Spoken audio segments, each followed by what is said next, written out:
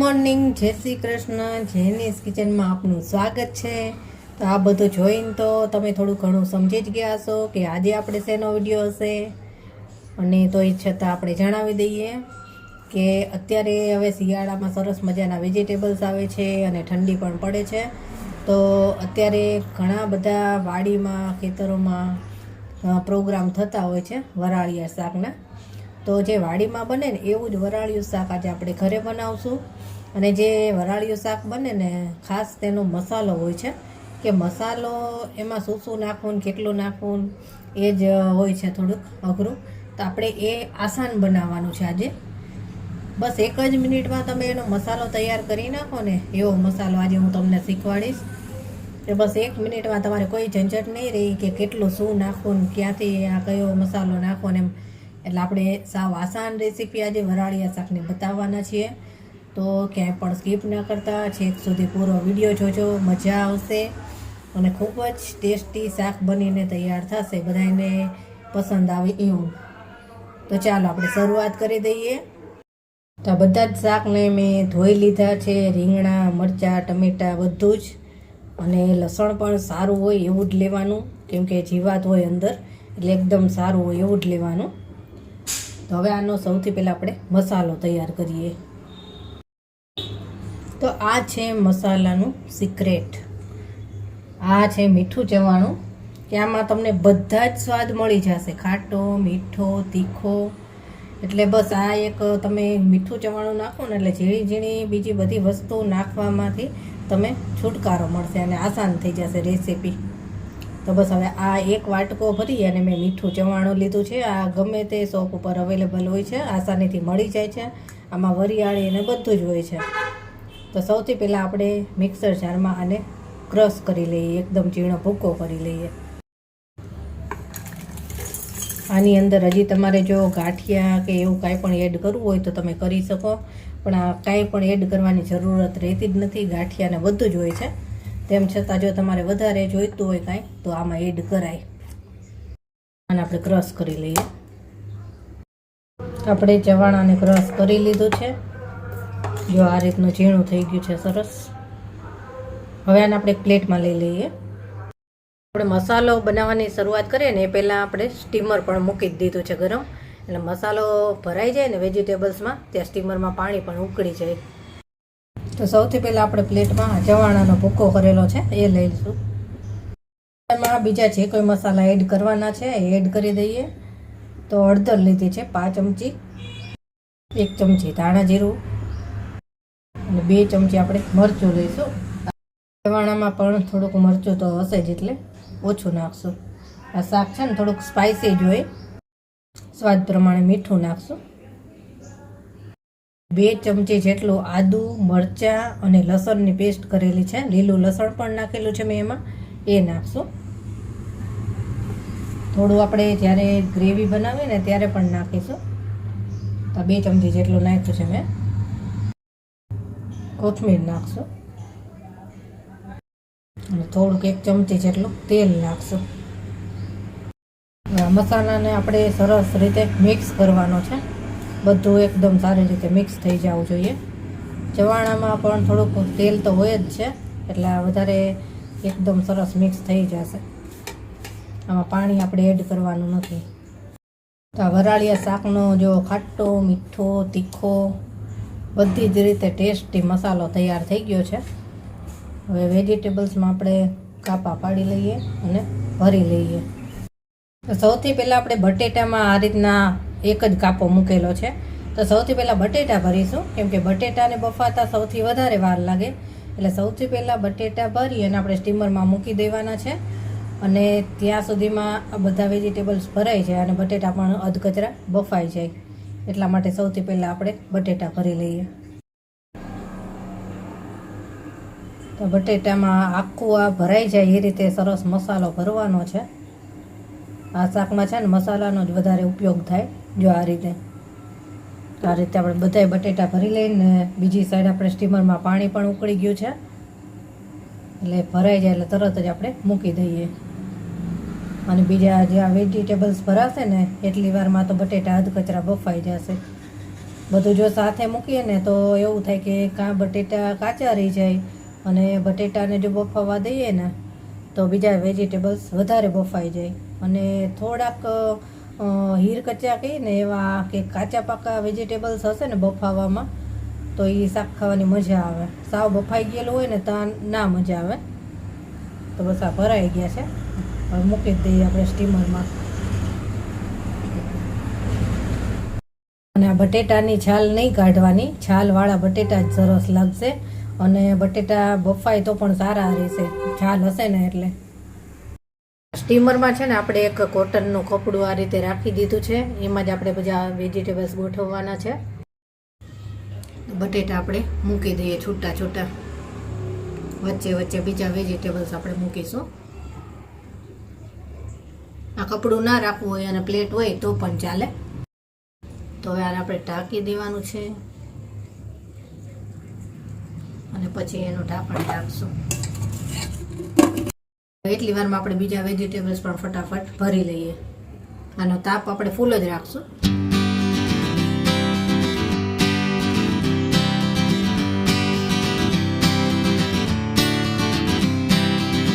આપણે બધા જ વેજીટેબલ્સ ભરી દીધા છે. ટામેટાને મેં કાપા નથી કર્યા, ઉપરથી જ થોડોક ભાગ કાપી અને અંદરથી બધું જે એનો રસ હોય એ કાઢી અને પછી મસાલો ભર્યો છે. લસણ આખું રાખવાનું છે, અને સરગવાની સિંગ નથી ભરી મેં. બહુ જાડી સિંગ હોય ને તો ભરી શકાય, પણ પાતળી હતી એટલે નથી ભરી. જાડી સિંગ હોય ને તો ભરવાની. આ મરચાં, રીંગણા બધું જ ભરાઈ ગયું છે. અને આ ડુંગળીનો તો આપણે ગ્રેવી માટે ઉપયોગ કરવાનો છે. અને આટલો મસાલો જે બચી ગયો છે એને આપણે ગ્રેવીમાં યુઝ કરવાનો છે. બટેટા હવે અધકચરા બફાઈ ગયા છે, અને આ વેજીટેબલ્સ પણ ભરાઈ ગયા. તો આપણે ગોઠવી દઈએ એને પણ સ્ટીમરમાં.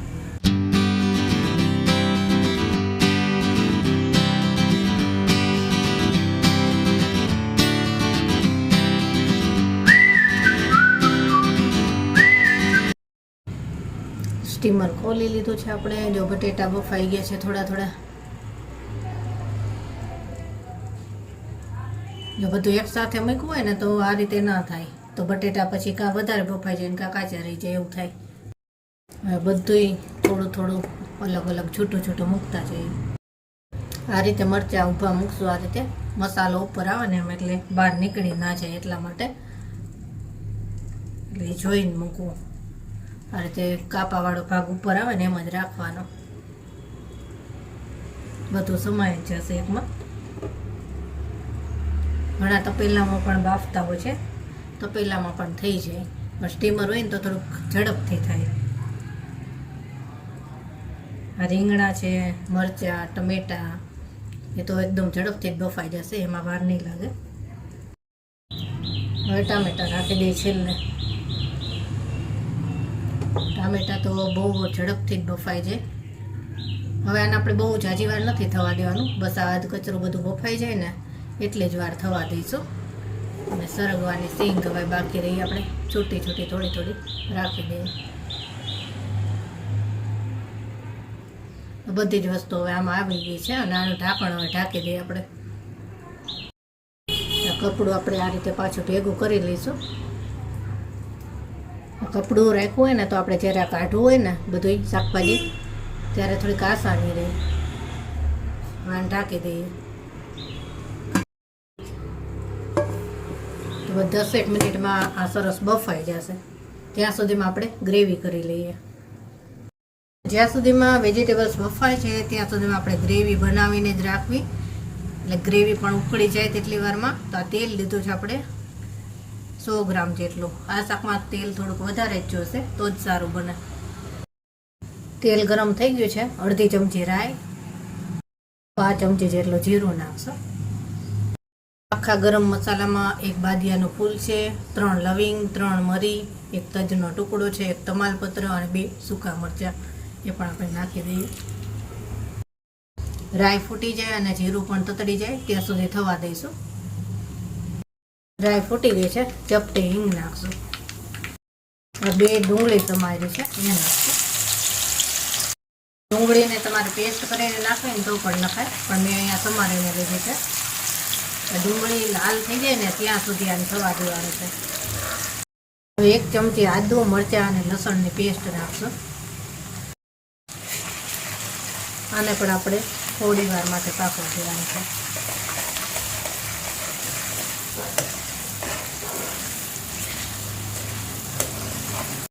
અમે 2 દેશી ટમેટાની પ્યુરી કરી લીધી છે, એ નાખશું.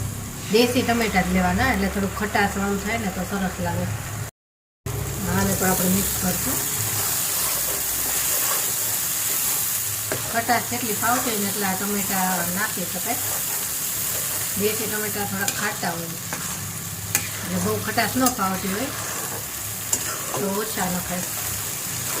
તેલ થોડુંક ઉપર આવવા દઈએ. ડુંગળી ટમેટા પાકી ગયા છે. હવે હળદર નાખશું. હળદર મેં 5 ચમચી જેટલી લીધી છે. 1 ચમચી ધાણા જીરું, 2 ચમચી મરચું નાખશું. મરચું તમને તીખું વધુ ઓછું ફાવતું હોય ને એ પ્રમાણે નાખી શકાય, અને તીખું ના ફાવતું હોય તો કાશ્મીરી મરચું પણ વપરાય. આ બધું મિક્સ કરશું અને મસાલા પાકવા દેવાના છે, તેલ ઉપર આવે ને ત્યાં સુધી. મસાલા પાકી ગયા છે, તેલ ઉપર આવી ગયું છે. થોડું મીઠું નાખશે. વેજીટેબલ્સ ભર્યા એમાં પણ મીઠું છે જ, અને હજી આમાં આપણે ચવાણાનો ભૂકો એડ કરવાનો છે, એમાં પણ મીઠું છે. એટલે મીઠું જોઈને નાખવાનું. તો આ ભૂકો જે વધેલો હતો મસાલાનો એ પણ નાખી દેવાનો છે. એટલે મીઠું ચાખીને પછી જ નાખવું કે કેટલું જરૂર પડશે એમ. આ મિક્સ કરી લઈએ. આને પણ 1 મિનિટ સુધી આપણે પાકવા દેવાનું છે. સરસ એકદમ સુગંધ આવે છે. ચવાણું બધું સરસ એકદમ સરસ મિક્સ થઈ ગયું.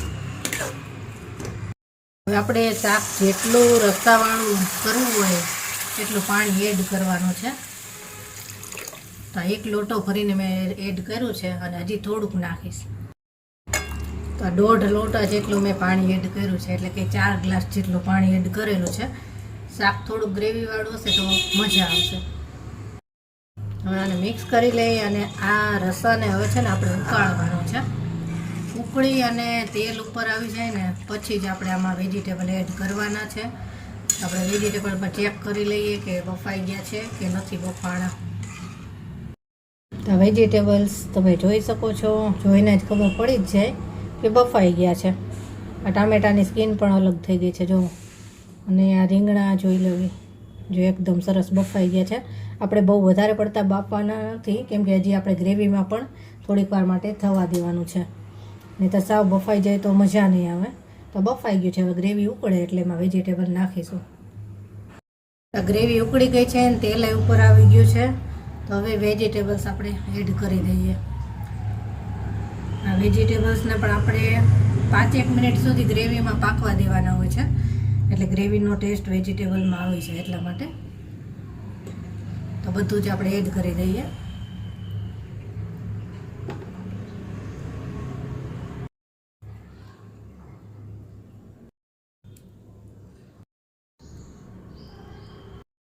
બધા જ વેજીટેબલ આપણે એડ કરી દીધા છે, પણ હળવા હાથે આપણે આને થોડુંક મિક્સ કરશું. હળવા હાથે જ મિક્સ કરવાનું, એટલે તૂટી ના જાય.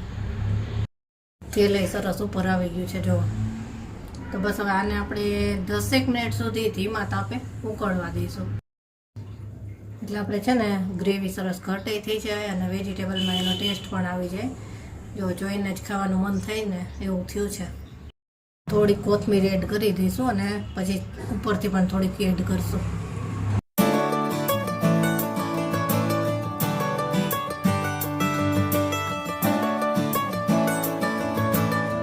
હવે આને ઢાંકી દઈએ અને 10 મિનિટ ધીમા તાપે થવા દઈએ, એટલે ગ્રેવી સરસ ઘટ થઈ જશે.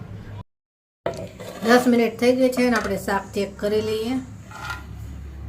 બની ગયા પછી આપણે 5 મિનિટ રેસ્ટ પણ આપ્યો છે, એટલે તેલ જો સરસ ઉપર આવી ગયું છે. જો આપણે ગ્રેવી આટલી રાખી છે, અને આ ગ્રેવી છે ને જેમ આ શાક પડ્યું રહે ને એમ ઘાટી થતી જાય, ચવાણું હોય એટલા માટે. જો જોઈને જ ખાવાનું મન થાય ને એવું બન્યું છે. આ શાક તમે રોટલા સાથે ખાઈ શકો અને રોટલી સાથે ખાઈ શકો. તો આપણે આને સર્વ કરી લઈએ. કરતાં પહેલાં આપણે ઉપરથી થોડી કોથમીર નાખશું, તો જોઈને જ ખાવાનું મન થાય એવું સરસ બન્યું છે, અને સુગંધ તો એવી સરસ આવે છે. તો સર્વ કરી લઈએ હવે.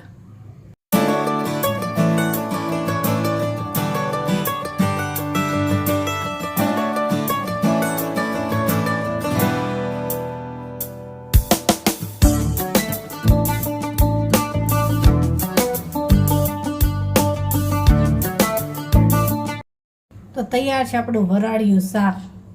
શિયાળામાં શાક ખાવાની ખૂબ જ મજા આવે અને રોટલા હોય સાથે તો એની મજા જ કંઈ ઓર હોય છે. તો તમને મારી આ રેસીપી કેવી લાગી તે કમેન્ટમાં જરૂર જણાવજો. અને જો તમને મારી આ રેસીપી પસંદ આવી હોય તો મારી ચેનલને લાઇક, શેર અને સબસ્ક્રાઈબ જરૂરથી કરી દેજો.